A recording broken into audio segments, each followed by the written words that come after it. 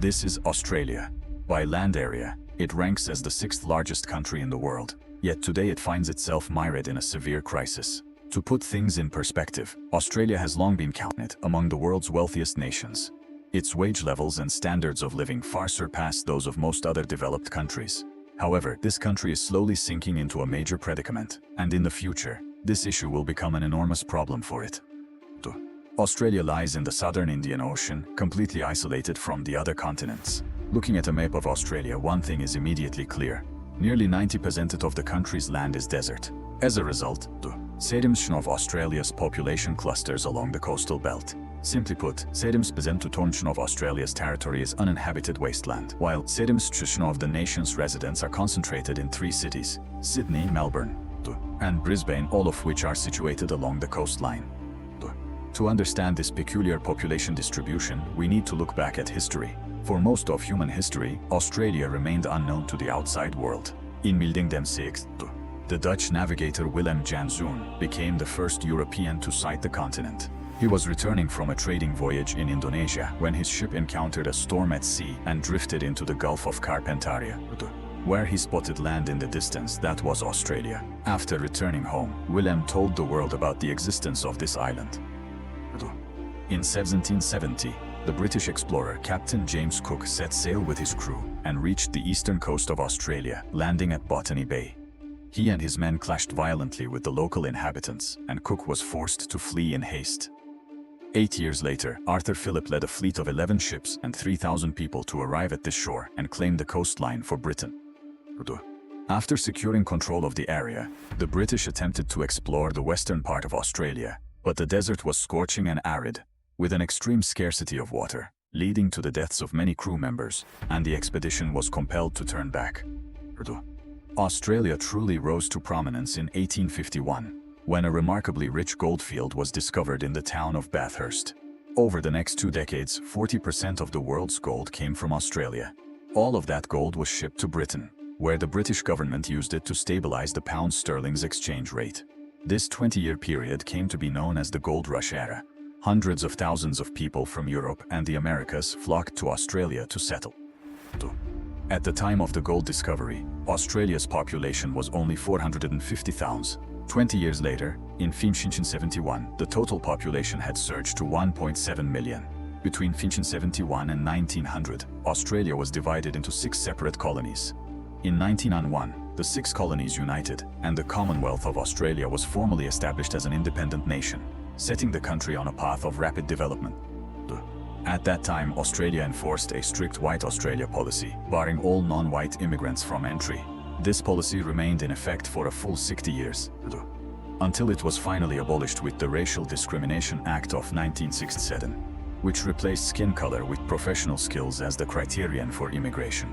From then on, hundreds of thousands of people from Asia, the Middle East, and the Pacific Islands came to settle in Australia. Today, people of diverse ethnicities and religions from all over the world live in Australia, making it a multicultural nation. Currently, Australia is rated as one of the friendliest countries in the world, ranking 8th globally in quality of life. For many people in South Asia, it is seen as an ideal land. Yet Australia has now fallen into a developmental trap. Over the past few years, it has consistently ranked among the worst countries in the world for housing affordability. Sydney, Melbourne, and Brisbane are all listed among the top 10 most expensive cities globally for property, with Sydney ranking as the 2nd most expensive city in the world. The real estate market is the core driver pushing up the cost of living in Australia. At this point, you might be wondering, Australia has vast tracts of empty land, so buying a home should be easy, shouldn't it? But the reality is quite the opposite. Before explaining further, let me first talk about Australians' mindset. No matter where you are in the world, owning a home of your own is a dream for everyone. But for Australians, property is more than that. It is a symbol of national identity. A house represents security and prosperity. To this day, 75% of Australians regard homeownership as their top life goal and ultimate dream. But that dream is slowly crumbling. In Manbitusitin, the average annual salary in Sydney was 42 Australian dollars, and the average price of a typical home at that time was about 16 AUD. By Yukabinusit 4, the average annual salary had risen to 74 AUD. an increase of roughly 70 times, but during the same period, the median home price reached 1.4 million AUD, a jump of about 80 times. In other words, even if you saved every penny of your salary for the next 20 years, you would still struggle to buy a house because prices will only keep rising. And it is not just Sydney. All of Australia's major cities are in the same boat.